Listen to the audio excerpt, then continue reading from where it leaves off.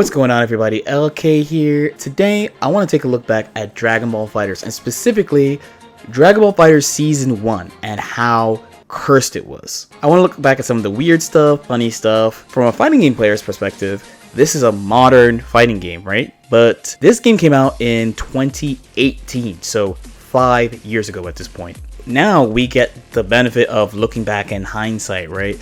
Is probably not what you think. It's actually infinite combos. Now, infinite combos can make people react a lot of different ways, right? So for example, it can make people react like this. Ooh, okay. Oh, the infinite? What? The infinite? Is this real? The infinite? Oh my god. But it can also make people react like this.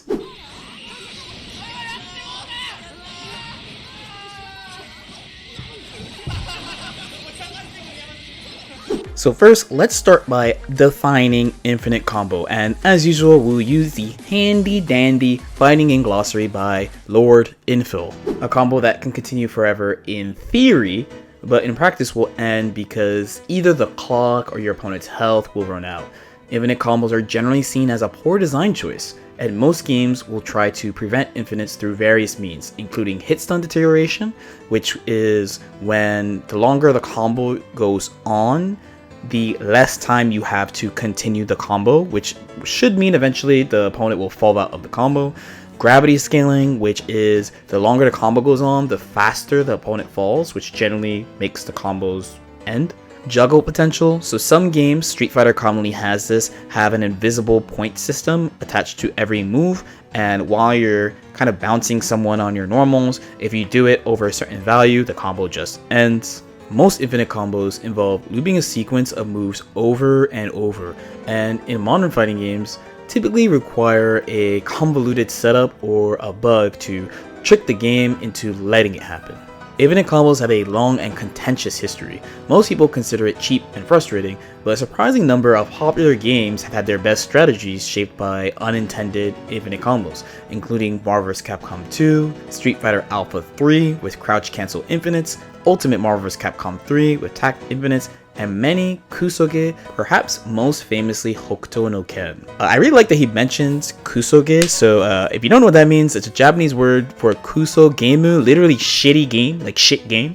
But where we call these games anime games over in the West, in Japan they call them actually konboge, so combo games that have long combos. Also, my mans was not kidding about Hokuto no Ken. Take a peep at this infinite combo. So Hokuto no Ken has the gravity scaling technique to kind of for combos, but the problem in this game is that the more the gravity increases, eventually at some point it will cause, well, I will just wait for it to happen. But if you've ever played NBA Jam or any other basketball game, you probably know what's coming.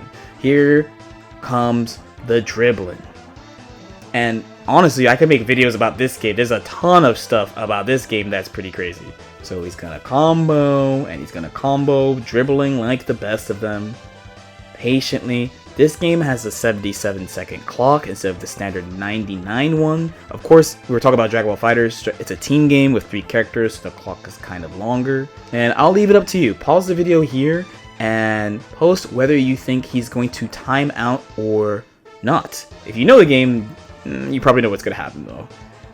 Oh, now he's flexing. I don't actually know how this part of the combo is happening at all. I'm familiar with the dribbling. I'm not really familiar with this. Swag, swag. Swag, swag, swag, swag.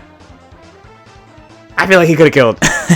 We could talk about whether or not allowing infinites on purpose in the games are good or bad game design. But this video is called Dragon Ball FighterZ Season 1 was cursed, so let's push that aside for now. So Arc System Works developed Dragon Ball FighterZ, and as mentioned before, they've made a bunch of anime games, or konboge. There's Guilty Gear, there's Blaze Blue, there's Persona 4 Arena. I think Dragon Ball FighterZ borrows a lot from Persona 4 Arena, from the auto combo system to actually like some of the restrictions in combos. Starting in Persona 4 Arena and later versions of Blaze Blue, they added some pretty strict anti-infinite, anti-looping. So not just infinite, but also just repeating a small sequence of moves over and over, combo systems.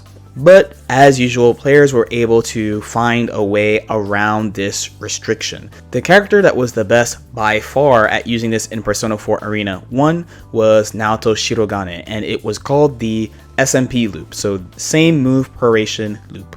So the idea here is that the game would punish you severely for using the same, especially special moves. Like small punishments for normals in Persona 4 Arena, but especially for using special moves multiple times in a combo. However, eventually people found that there was a pretty arbitrary way around this restriction. What was found is if you did 10 different special moves, once you did an 11th special move that was different from the previous 10, the limit around the same move variation would be broken, and you could just go ham. You could do whatever you want. You could do whatever combination of special moves over and over you want. As long as you had enough time to keep on going, you could do it. And Naoto had a pretty easy way with her quarter circle forward series. Dragon Ball FighterZ has even more restriction on combos. One of the biggest ones is about the combo timer. So some fighting games have a strict time limit on how long you can combo. So for example, here I'm doing this Android 21 thing, and while this is a pretty long combo in its own right, you see eventually the combo drops. So the hit counter was blue, which means it is not a valid combo. Not to say that there aren't examples of invalid combos out there, by the way. Here's a classic from when I was playing Go Tanks, for example. God. Alright, it's infinite time. Hold on. Infinite time. Ready? Ready, guys? I think it's this. Oh, not that. Not that.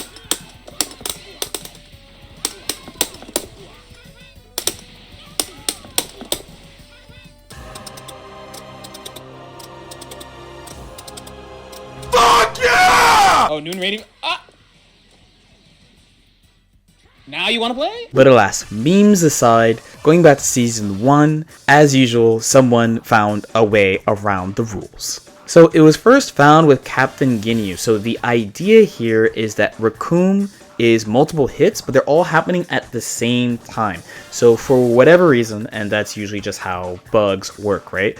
If you have a move that fulfills this condition, for the rest of the combo, all your hits will have maximum hit stun decay. So it'll have the maximum hit stun available, and it will act like there's no combo timer at all, which enables this combo.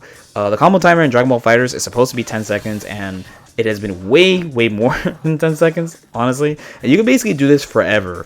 So there's a few characters that have this. So it was found with Ginyu. Obviously, I won't say it's not practical. It definitely could happen, but it's not easy to make happen. Funny enough, that's 16 on the screen because he had one with his quarter circle forward and quarter circle back S moves. They're both multiple hits that hit basically at the same time, so he could do it on his own if he hit you with it. But by far the most practical, and it might be funny considering the current state of Dragon Ball FighterZ, is, funny enough, Android 21. Not the lab coat version, you know, it is 2018 at this time, but funny enough, again, she has the most practical version. So Android 21 in particular was pretty controversial because on launch, there were a lot of arguments about her. She's a new character to Dragon Ball. She was made for this game. And people were debating whether or not she was hot garbage or if she was like a secret top tier pick. But definitely one of the things that helped her case was not only having really practical touch of death starters, which is pretty important in Dragon Ball, especially in Dragon Ball Season 1, but also having the most practical infinite starter if you have the right team for it. In hindsight, she was good. Honestly, she was good, man. With that being said, let's take a look at an Android 21 infinite combo from Dragon Ball FighterZ Season 1, shall we? So here's the combo, starting with the 5S into full combo. So you might have noticed maybe a little foreshadowing, but I'm using basically the same combo I showed earlier, but because I started with the 5S, the part where we get over to Trunks that happened before, I'm able to just continue super dashing. Remember, it was the 60th hit there. That is a red combo, and I'm just gonna do this over and over. Something that you will not see because of the magic of editing is this actually took me a bunch of tries before. This is actually like my third time trying to record this video, and I actually, because the combo was so long that I ran out of recording time. So if you go back a little bit and check the recording timer, it maxes out at 2,500, so it runs out. So I messed up the recording on the combo multiple times because the combo is so long. You know, this is just to show how the infinite works, right? Combo timer doesn't mean anything. There's no hits on decay. You can just combo forever.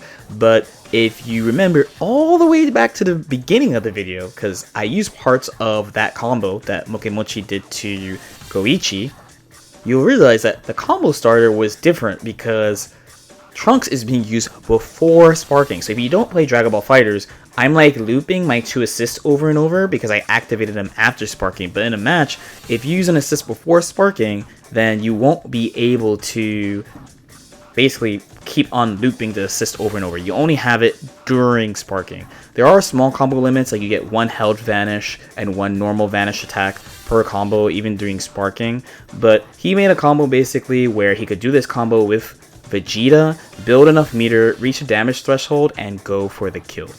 And yeah, that's the beginning of Dragon Ball FighterZ Season 1 was Curse. I want to go through a bunch of like tactics and stuff that were all present when this game came out. We had no idea, brand new system and everything. But again, looking back, this version was super cursed. As usual, if you have any questions or comments, definitely feel free to leave it in the comment section below. Shoutouts to all the patrons who are supporting me on Patreon. If you're interested in that, I do viewer request videos there, so you could go check that out, patreon.com/LordKnight. Apparently, I'm supposed to let people know I have an Instagram. I do have an Instagram, LordKnightFGC, so peep that if you feel like it. Like and subscribe also if you feel like it, but you should actually subscribe though, please. And I'll see y'all next time. Peace out.